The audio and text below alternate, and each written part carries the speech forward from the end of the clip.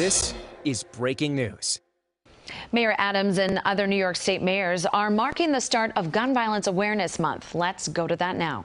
Unity was shattered when a racist outsider came to our city and gunned down 10 innocent people and injured 3 others.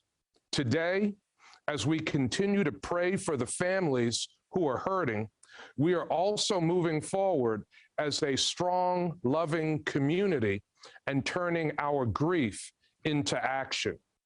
I want to thank New York City Mayor Eric Adams for his partnership, along with the following mayors and leaders who are joining us this morning: Rochester Mayor Malik Evans, Albany Mayor Kathy Sheehan, Westchester County Executive George Latimer, Mount Vernon Mayor Sean Patterson Howard, Newburgh Mayor Torrance Harvey, Niagara Falls Mayor Robert Rustino, Dunkirk Mayor Wilfred Rosas, and Yonkers Mayor Mike Spano. Also joining us, and let me recognize them: Kay Bain, Executive Director, Community Capacity Development; Linda Beagle Schulman, Founder, Scott J. Beagle Memorial Fund; Reverend Paul Thomas, Pastor of Buffalo's Bethel AME Church. Gun Violence Awareness Month is an opportunity for all of us to acknowledge the pain and suffering gun violence has brought upon our communities, state, and nation. It is also a chance to amplify the stories of survivors and victims, the work of leaders and organizations, and most importantly, the solutions that can help drive gun violence out of our communities. Gun violence is not just a Buffalo or New York State problem, it's a national crisis. Over the last 17 days, we have continued to witness the dark reality of gun violence in America, from the mass shooting right here in Buffalo to the tragedy in Uvalde, Texas, plus an additional 24 lives lost across 10 states in other gun incidents, all totaled 65 deaths in less than 3 weeks. No matter the motivation of the person behind the weapon, this is the time we are standing up and saying no more. This is why I have partnered with Governor Kathy Hochul, the federal government, and local law enforcement to remove illegal guns off our streets and keep our community safe. Our efforts must increase to end gun violence. Among the Black Americans polled in a recent Pew Research Center study, approximately 8 in 10 said gun violence is the top concern facing their community.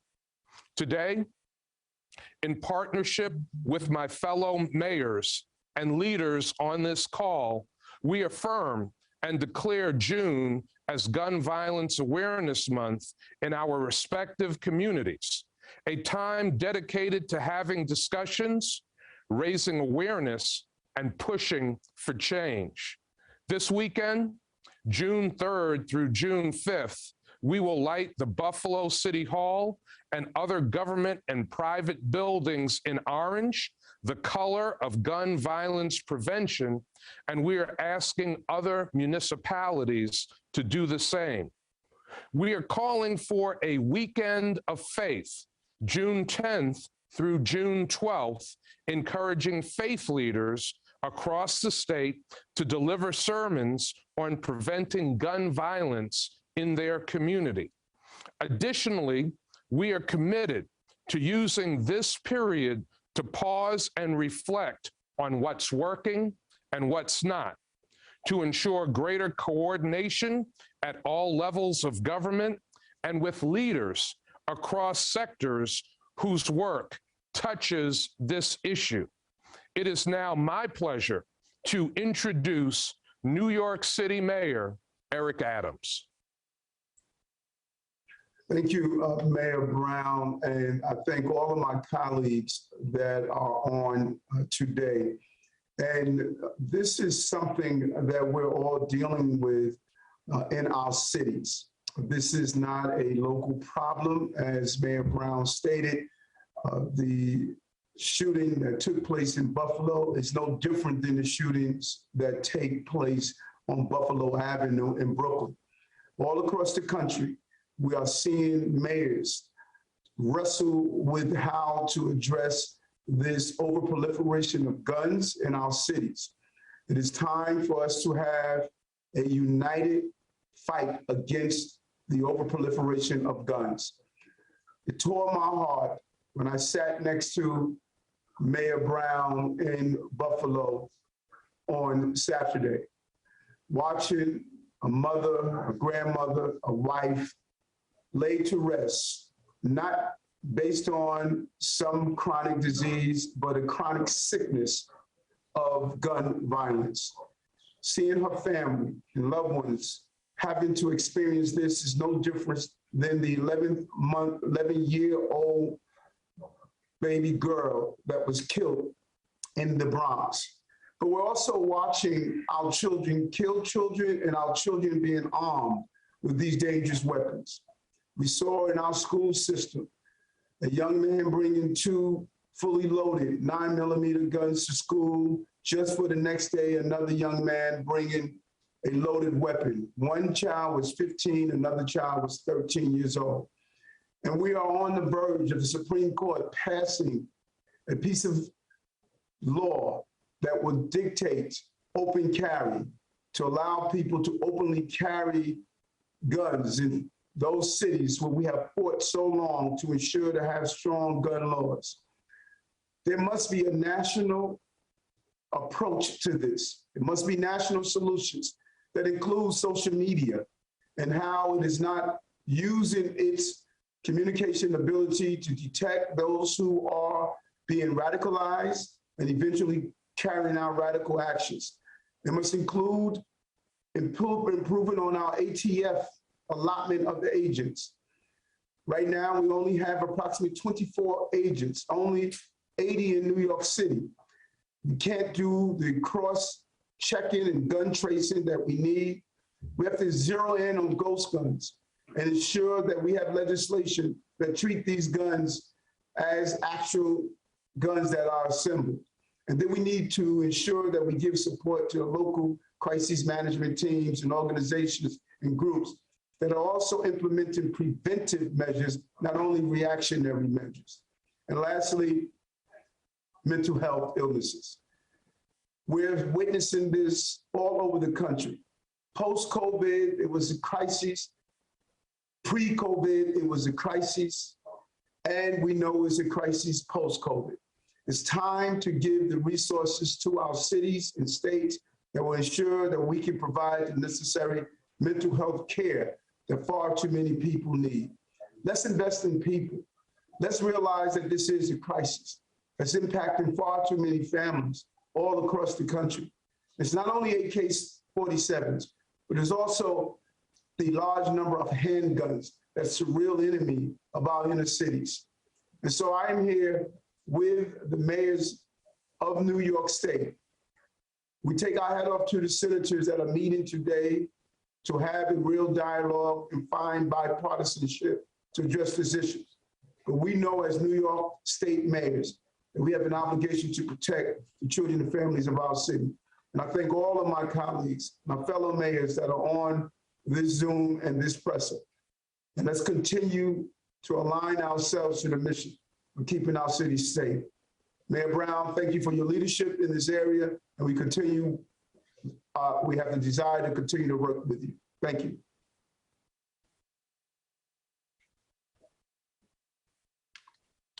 Thank you very much, Mayor Adams, and thank you for your leadership. Thank you for your partnership, and thank you for your strong resolve on the issue of ending gun violence in our communities. Now it is my pleasure to introduce Kay Bain, Executive Director of the Community Capacity Development, for his comments. Thank you, Mayor Brown. I want to extend thanks to Mayor Adams for his continued leadership and pushing forward a people-centered approach to this crisis as he described it. My name is Kay Bain. I am the founder, executive director of Community Capacity Development. We are a human justice and healing organization. And what that means is that we approach violence on 3 layers simultaneously. We look at community mobilizing and empowerment.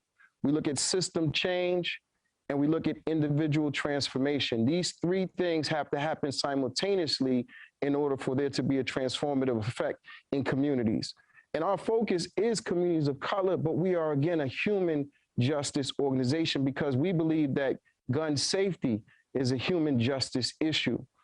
In New York City, we have done some remarkable work around getting the community activated and involved. We've seen unprecedented success when we mobilize community with strategies and tools that we've worked on for quite some time.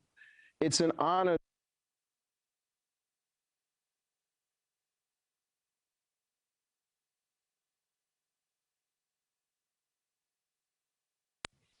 What does this mean for the nation? This means that we are raising the consciousness and awareness. This means that we're sending a signal around the country that we have to rehumanize what's happening in this country. We have to take time right now in this moment to focus on people who have been invisible for too long. It's not a coincidence that in Buffalo, we see some of the same challenges that we see in Brooklyn and Boston and other places where violence occurs in the form of food apartheid, in health disparities, in the public education system. I think what has to happen right now in this moment is a reinvestment in communities. I think we have to look at gun safety as a byproduct of marginalization and disenfranchisement. So I applaud the mayors who have come together here, the senators who will meet later to talk about some of these issues specifically, but keeping our eye on the prize. In talking to the community in Buffalo, they're telling us they want to see self-defense and mental discipline. They want to see community mediation trainings. They want to see ways to interact and communicate on a higher level, in addition to addressing the influx of drugs and guns that come into communities. So if we're listening to community, if we're doing need assessments, which we are, if we're internalizing what's being said and operationalizing it, then we have an opportunity. We have an opportunity right now to do something transformative in communities that desperately need an effective change. Thank you very much for your work, Kay Bain. Thank you for being with us today in Buffalo. We appreciate you sharing lessons learned that your organization has used to make a difference here in Buffalo and communities all across this country. Thank you, Mayor Brown. It is now my pleasure to introduce Linda Beagle Schulman, founder of the Scott J. Beagle Memorial Fund. Thank you, Mayor Brown. My name is Linda Beagle Schulman. 1,568 days ago, my son was murdered in the Marjorie Stoneman Douglas High School massacre in Parkland, Florida. Scott was shot 6 times within 3 seconds from 5 feet away. Incredibly, but all too true, at the same time, Florida, like Texas, considered an 18-year-old to be mature enough to buy an AR-15 assault rifle, a weapon of war whose only purpose is to kill people, but not mature enough to buy a beer. It is important for everyone here in Buffalo, along with any other community that has experienced gun violence, to understand that you are also victims of gun violence. Let me say it again. You are all victims of gun violence. You must learn to accept that. All too often, those whose lives are ended by gun violence are considered to be the victims. The rest of us, the wounded, the family members, the friends, and the coworkers are incorrectly labeled survivors. Gun violence has a profound effect on the entire community, not only on those who are killed. We are all victims. We survived physically, but we are still victims. Look at me. No bullet pierced my body. I have no physical scars. I was not rushed into surgery or had to endure months of painful rehabilitation. However, the emotional and psychological scars that I have are just as real, just as painful, and will continue to last for the rest of my life. I am asking you, turn your grief, your pain, and your anger into activism. We must end gun violence through both education and legislation. Through education, the Scott J. Beagle Memorial Fund sends at-risk, underserved children touched by gun violence to summer sleepaway camp. Our goal is to show these impressionable and vulnerable young children that there are positive alternatives to guns and gangs and keep them out of the criminal justice system forever. I believe in gun safety, not gun control. We must fight for the enactment of the most basic gun safety laws, like the laws we have enacted here in New York. We must pass legislation on a federal level. This legislation should include universal background checks, safe storage, the banning of bump stocks, and the banning of ghost guns. This is plain and simple common sense. We are literally in the fight for our lives. The root causes of gun violence are many. They include white supremacism, mental health, illness, and also poverty, just for starters. But there's one common thread running through all of these causes of gun violence in our country: the easy access to guns. A white supremacist hell-bent on evil cannot undertake a mass shooting without easy access to an AR-style weapon. Everyone has the right to be safe, and everyone has the right to live without fear. No one should have to think about where they will hide if someone with a gun starts shooting. You should feel safe in a school, a supermarket, a house of worship, a movie theater, at a concert, or a mall, without the need to look over your shoulder. June is Gun Violence Awareness Month. It is outrageous that we have to designate a day for gun violence awareness, let alone a month, but we do. We have to keep up the fight and make our streets, homes, schools, places of worship, and businesses safe from gun violence.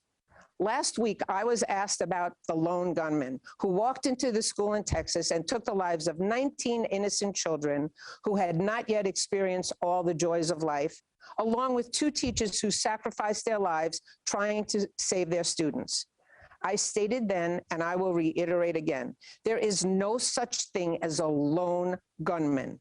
The gunman, for now who we know as the active shooter, is the one who pulled the trigger. But as far as I am concerned, the active shooter had help and encouragement from the NRA. The NRA continues to oppose basic gun safety measures as universal background checks and red flag laws, which we know very well saves lives. An active shooter had help and encouragement from the gun industry, who continued to sell guns that they knew were full well for only one purpose. The purpose was to kill people. Clearly, the gun industry values profits more than they value human lives.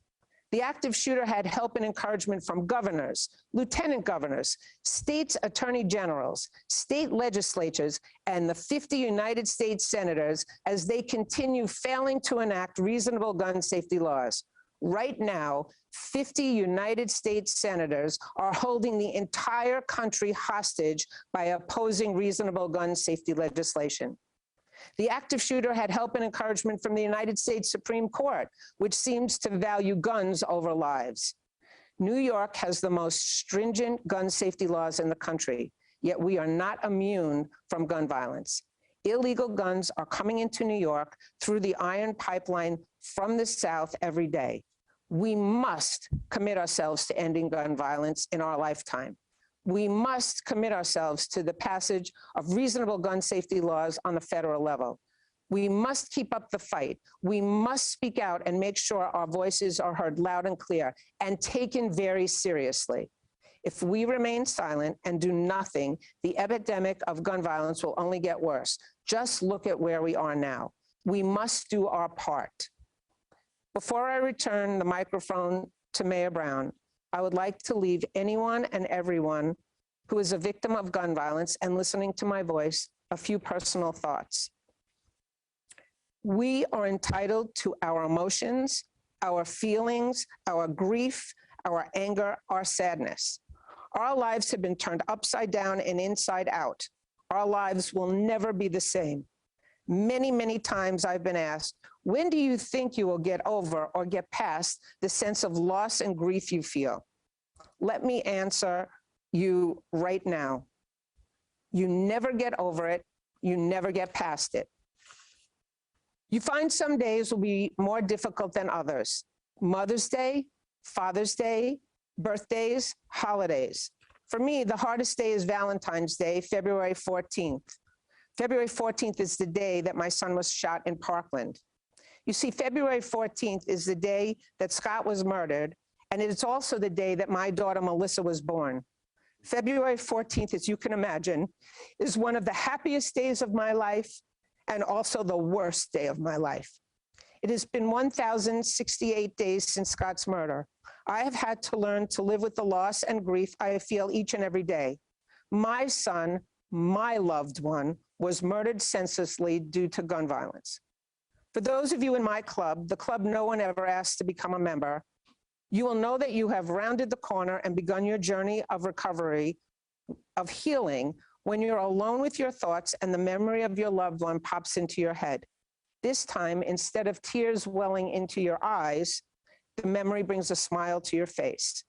Today, I love talking about my son. I love hearing stories. I love getting texts. I love getting letters. I love getting pictures from people who knew him and want to share.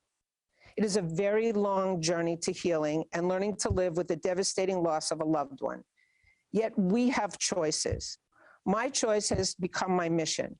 My mission is to do something that will rid our society of senseless gun violence and make sure no other mother, father, sister, brother, aunt, uncle, friend, or coworker ever joins my club. Let's work together and put a sign on the door of my club that says membership closed, no more admittance. Join me on my mission, please. I know together we can make a difference, and I know and I believe in my heart together we can get something done. Thank you, stay strong, and stay safe. Linda Beagle-Schulman, thank you for your powerful comments and for turning your pain into real action that's making a difference in the lives of others. We will now hear from elected leaders from all across the state of New York who will make their comments in the following order. Rochester Mayor Malik Evans, Albany Mayor Kathy Sheehan, Westchester County Executive George Latimer, Mount Vernon Mayor Sean Patterson Howard, Newburgh Mayor Torrance Harvey, Niagara Falls Mayor Robert Rustino, and Dunkirk Mayor Wilfred Rosas. Now we will hear from Mayor Evans. Thank you, Mayor Brown, for hosting this event. And I want to say we continue to pray for you, Mayor, Brother Mayor, and all of our brothers and sisters in Buffalo. Buffalo is extremely close to Rochester, as you know, 90 miles to the east. So our hearts are broken for our brothers and sisters in Buffalo. And I always say that we see ourselves in Mayor Brown because we see ourselves in the community of Buffalo. The victims of that horrific incident on May 14th represent a cross-section of America. A retired police lieutenant, a substitute teacher, a beloved grandmother, a dedicated community activist. All these folks are representative of the gun violence that we're seeing in our communities. And I know that I'm tired of it, and I know our fellow mayors are also tired of it. We owe it to survivors, to folks like Linda Beagle-Schulman, who just spoke, to not let our despair paralyze us and move into action. And I hope that as we continue to work, that work in prayers. I'm a preacher's kid. Faith without work is dead. We just can't pray. We also have to work at it. We'll be able to shine a shining light to lift our hearts during these difficult times that we're seeing and that we just saw in the last couple of weeks in Buffalo and in Texas. It's exhausting, and I think that it's a crying shame that today in America that we continue to see gun violence across the spectrum. And it is a punctuation point when we see that it's sometimes driven by hate and racism that cost predominantly African Americans their lives. And I hope that we can come up with sensible legislation that will get guns out of the hands of people who should not have them. I'm a banker, and I'll wrap up. I'm a banker So I look at the numbers. I look at the numbers. In 2020, more Americans died of gun-related injuries than any other year on record.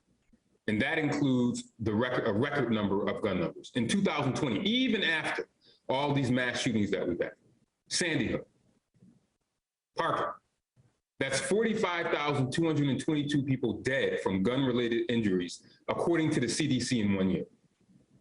And again, I tell you, I'm a banker, so I go to the numbers and think that would somehow wake folks in Washington up to action. There were 61 shooter incidents that killed 103 people and wounded 140 in 2020. That's 243 casualties of active shooter instances in 1 year, a 50% increase from the previous year and a 96.8 increase from 2017. So we have to keep speaking up. We have to keep speaking up, but we also have to demand action.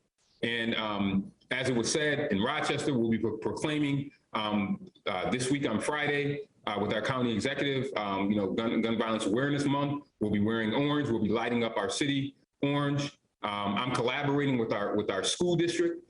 This year alone, my first day in office, my first day is taking in office, my oath. I had a 14-year-old kid murdered while he was going to the store to buy news. A 17-year-old murdered while getting off the bus. A 10-year-old shot 4 times while she's braiding her grandmother's hair.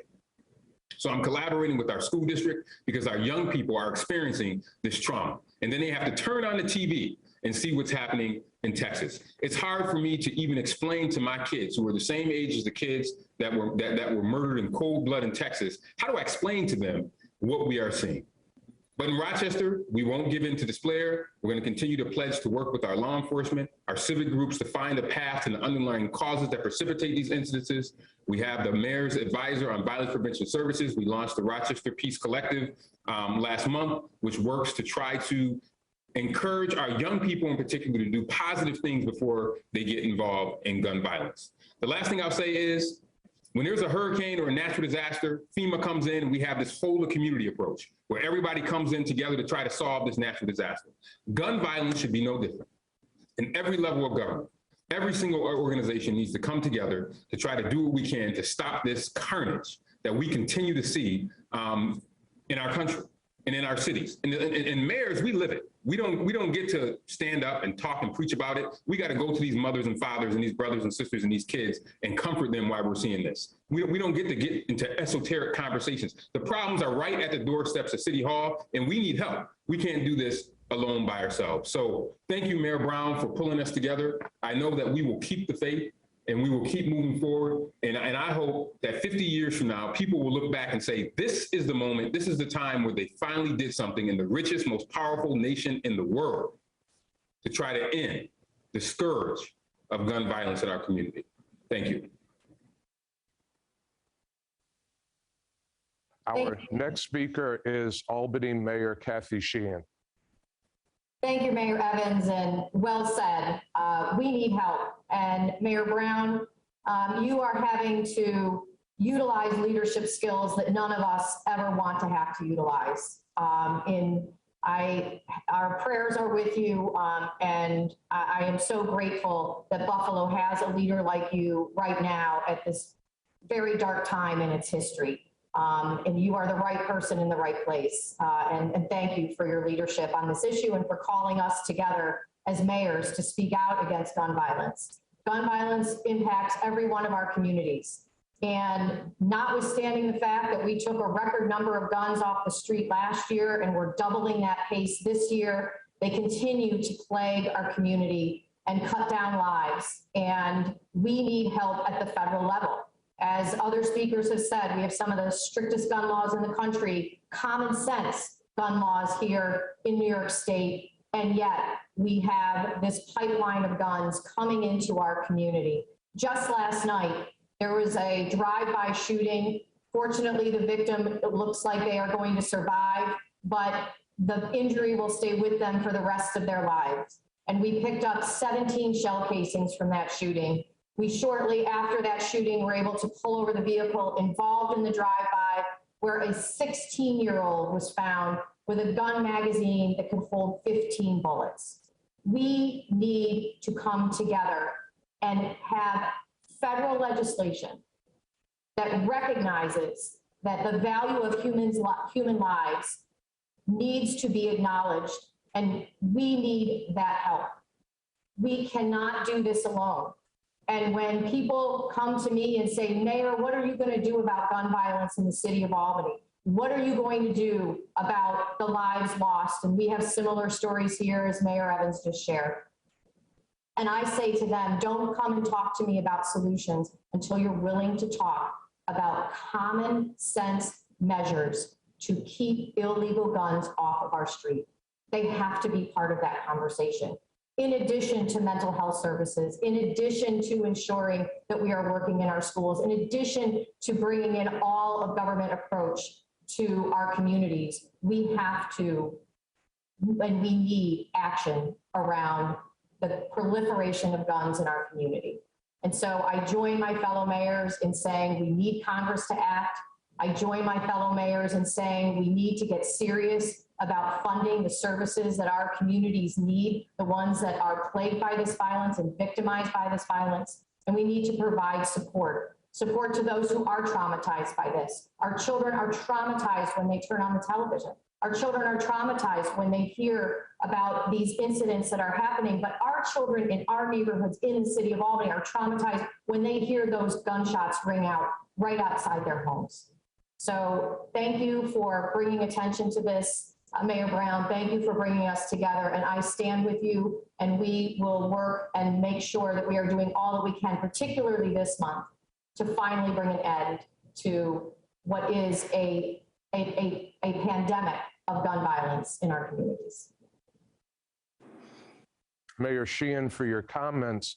Now we'll hear from Westchester County Executive George Latimer.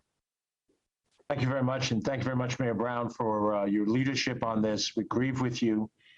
In past times when we served together in the state legislature, you know that you have friends all across the state that stand behind Buffalo in this moment. But what happened in Buffalo, what happened in Uvalde, what happened in Newtown, Connecticut, could happen anywhere. It could happen in my backyard next, and in anybody else's backyard. And that's why I would say, as a county executive, there's a universality in our concern and our commitment. This is an urban problem, but it's also a suburban problem, and it's also a rural problem. The shooting in Newtown, Connecticut, looks like it could have happened in any one of my suburban communities in my home county. And so I think county executives and mayors stand side by side in these things. As Mayor Evans said in Rochester, we're at this level of government where the problems come right to our front door. We have 4 of the 15 largest cities in New York State here inside Westchester County. You're going to hear from Mayor Patterson Howard shortly, Mayor Mike Spano of Yonkers, and also New Rochelle and White Plains, also among the larger cities within our state. The county government is tasked with mental health services as a local government process, and we look forward to working on whatever the best practices are to work closely with our cities and our towns and our villages, and to learn how best to use our resources to help that problem wherever it exists in our county, in the urban centers and elsewhere. We also have a responsibility within our county police to work cooperatively with all the local police departments to deal with breaking up these rings that bring guns in. And it is frustrating to have state laws. I voted for them as a state senator and a state assembly member, but know that my county is a short drive away from Virginia, a short drive away from Pennsylvania, and people can get a supermarket's worth of guns and put it in the back of their trunk and sell them on the streets of any of our municipalities in the space of a few hours. But we will use that law enforcement effort that we have to work cooperatively, and to urge our legislators at the federal level to stand behind these issues. And I know they do already, and sometimes it'll be those of us to reach out to people in other parts of the country. I do think the role of county executives are essential here alongside mayors to make sure people understand this is not just an urban problem. This is also a suburban problem and a rural problem, and we all stand together as colleagues to fight this and push this back. Thank you again for your leadership. Thank you, Westchester County Executive Latimer. Our next speaker is Mount Vernon Mayor Sean Patterson Howard. Good morning, Mayor Brown. Thank you so much for bringing us all together. Please know that all throughout the state and the country, we continue to pray and support you and the residents of Buffalo and also of Uvalde, Texas, after what happened in your communities, the mass shootings in the past few weeks. So just earlier this year in the city of Mount Vernon, we experienced a school lockdown because there were shots fired on the campus of one of our schools.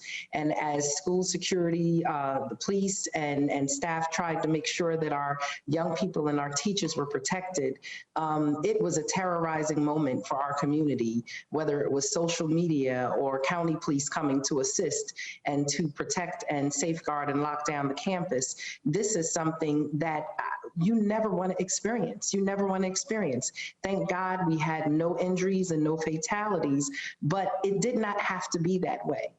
Parents should never have to wonder if their children are safe in schools. We shouldn't have to wonder if our family and loved ones are safe in church, going to the supermarket, or just walking down the street. It's something that we should not have to deal with. And oftentimes we're seeing this proliferation of violence happening all across our countries, and it feels like it's happening around the country. A shooting in Buffalo feels like a shooting in Mount Vernon. A shooting in Minnesota feels like a shooting in Mount Vernon. And so the anxiety and the mental health and the trauma that is now experienced nationwide. People really don't understand how real gun violence is until their family, their friends, their community is impacted. They think that it's something that happens somewhere else. But each of our communities are more than a dot on a map. We are communities where people live, work, play, and worship, and we deserve to feel safe. As our communities suffer, it's really twisted that the gun makers continue to prosper financially. And they prosper financially because they're protected by senators in the United States Senate who benefit from political and financial backing from the NRA, from the gun lobbyists, from the gun manufacturers who refuse to pass common sense gun laws. And last week, as I sat with my co-chairs on the Mayors Against Illegal Guns call, we spoke about the amount of violence that we continue to see in our communities and how common sense gun laws can't just be passed on the state level, but they have to be passed on a national level. We have to do something about it. Thoughts and prayers are no longer enough. We need to take action. There are more guns in America, legal and illegal, than there are residents. You can get a gun on the street of an urban or rural community the way that you can go to the store and buy a loaf of bread. Mount Vernon is the Blackest community in New York State, and we're actually the Blackest community north of the Mason-Dixon line. And it was very sobering. It was terrifying to hear that we were on the short list of the Buffalo shooter. We were on the short list as a community. And so, you know, it could have been us. Thank God it was not. You don't want it to be any community. Mount Vernon is working with our local and our state leaders to really address gun violence in our communities. We're partnering with our SNUG team, our Youth Bureau, our Youth Shelter of Westchester, and other providers to provide employment opportunities. And the state is helping to finance that. We want to make sure that our young people, we're steering them away from a life of crime and guns, and we're giving them an opportunity to have living wage jobs. And we've definitely seen a 14.2% decrease in our violent crimes in Mount Vernon, but one shooting is one too many. And we want to make sure that we're not seeing any shootings in our communities. Our police department is working very actively with the ATF, with the FBI, with our county police in trying to protect our community and reduce gun violence. We have to make sure that the ATF has their director confirmed by our United States Congress and Senate. And lastly, we just have to make sure that our schools are safe, that our communities are safe, that our churches are safe, that our families are safe. We do not want to walk around feeling like we're dealing with domestic terrorism, we're dealing with urban violence, and we cannot continue to live this way. Common sense gun laws have to be passed. Again, I'll just reiterate, thoughts and prayers are not enough. We have to stop deflecting and just talking about mental illness, because mental illness is in every country around the world, but no one experiences the level of gun violence that we experience here in America. And that is because of the easy accessibility of guns and the fact that we do not have strict gun laws across our country. So thank you so much again, Mayor Brown. Thank you to all of my fellow mayors across the state. And let's work together, especially during this month of Gun Awareness Violence Month, Gun Violence Awareness Month, to eliminate gun violence in our communities. God bless everyone. Thank you, Mayor Patterson Howard. God bless you. Our next speaker will be Niagara Falls Mayor Robert Rustino. Thank you. Thank you, Mayor Brown, for assembling this press conference. And it's a pleasure to be with all of my fellow mayors. I'll be brief. I will say to you that in order to recognize Gun Violence Awareness Month, we will be lighting our world famous falls orange to bring attention to this, as has been said, pandemic, epidemic, the problem of gun violence. So much has been said this morning already about the problem that we face, and I would agree, as Mayor Adams indicated and others as well, we need a national solution. We've seen how patchwork attacks or addressing things in a patchwork way worked out with regard to COVID-19. We're still fighting that fight. So in the end, this problem needs to be addressed at the national level, and as indicated, it needs to be addressed with common sense gun safety laws. You know, even though we have strict laws here in New York State, when we take a look back at what happened in this tragic massacre in Buffalo, there's gaps. There are gaps. There are things that fell through the cracks, things that shouldn't have happened that resulted in this tragedy. So we need to also check ourselves to make sure that we in New York State are doing everything we can to protect our residents and our citizens. You see, Mayor Evans is right. Regardless of whatever happens anywhere, the problem, Mayor Brown, always comes to City Hall, doesn't it? And so in the end, all of us sitting at City Hall want so desperately to fix these problems, but it's bigger than all of us. And so getting us all together today is a great thing. But what we have to do all together is put our voices together and demand change. And I would agree, and I can't remember which speaker said it, and it might have been Mayor Evans, let's look back and say this was the moment that we decided to not just talk about it, right, Mayor? Thoughts and prayers, but we're going to do something about it. And just know that the city of Niagara Falls joins with all of you in this effort. Mayor Brown, all you have to do is pick up the phone and call me, and I'll be there and do whatever you need me to do. Thank you all for allowing me to participate, and let's hope that we can finally get some common sense into this conversation and keep our senators and representatives' feet to the fire. Thank you again. Thank you very much, Mayor Rustino. Next, we will hear from from Dunkirk Mayor Wilfred Rosas. Thank you, Mayor Brown. First of all, I want to thank you for including me today.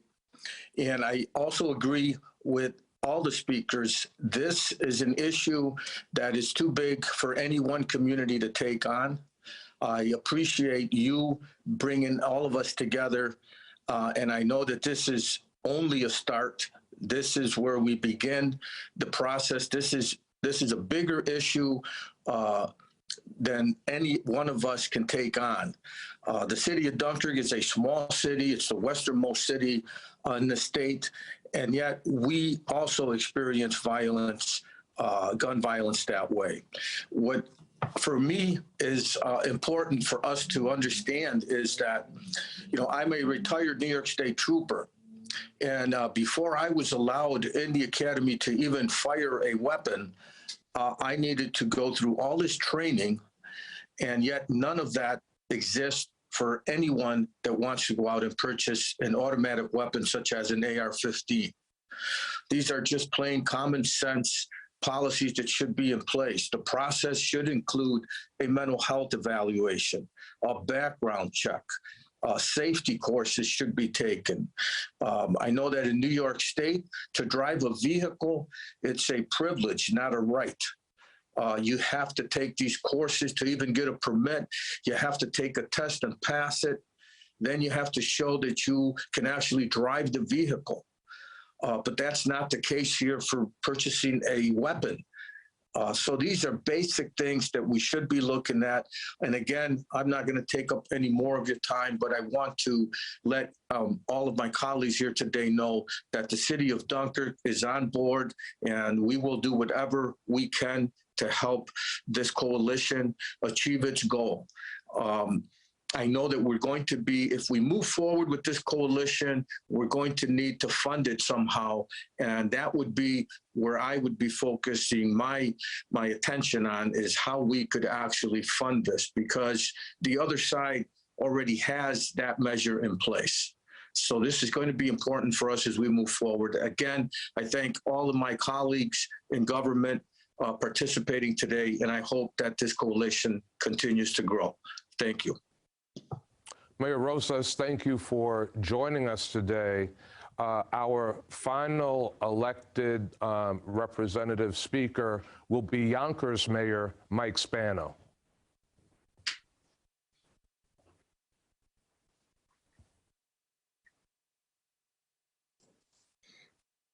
Good morning, Mayor Brown. The people of Yonkers, New York State's third largest city, we want to offer our condolences, obviously, to you and to the people of Buffalo, because your continued grief that you've been going through. I also want to say thank you to New York City Mayor Adams for his words.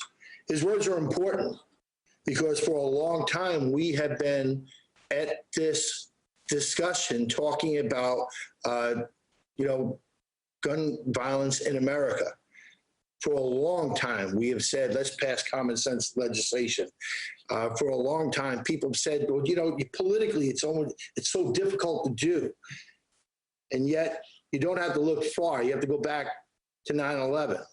And when the World Trade Center were knocked down, this country went into action. The greatest country, the strongest military in the world. But this country spent $1 trillion on a war. This country put in place an entire new department and hired 50, 60,000 TSA officers. When this country decides it wants to do something, it happens, and it can happen. This tragic events that took place in Buffalo, now in Texas, and we've seen all too often what happen across America, horrifies us. We all had this horrific feeling. I've yet to be able to watch a full news program on it because it just breaks your heart. But I dare say that there are mass shootings happening in America every single day, except they're happening on the streets of our cities. And we need to be just as horrified. And we need to have the same resolve each and every single day when this happens. Common sense legislation, yes, that's important, but also keeping in mind that it has to be national, because we need a national approach, because, you look at the places, frankly, that have the toughest gun laws, and we still have the issues with gun violence. New York State's talking about, outlawing ghost guns. Well, they're ghost guns. They shouldn't be there anyway, right? That's why they call them ghost guns. They want to talk about the fingerprinting or some type of fingerprint on the bullets. I mean, that's how far New York has gone to fight gun violence. Yet our cities are still plagued with it because of the loose laws that exist nationally.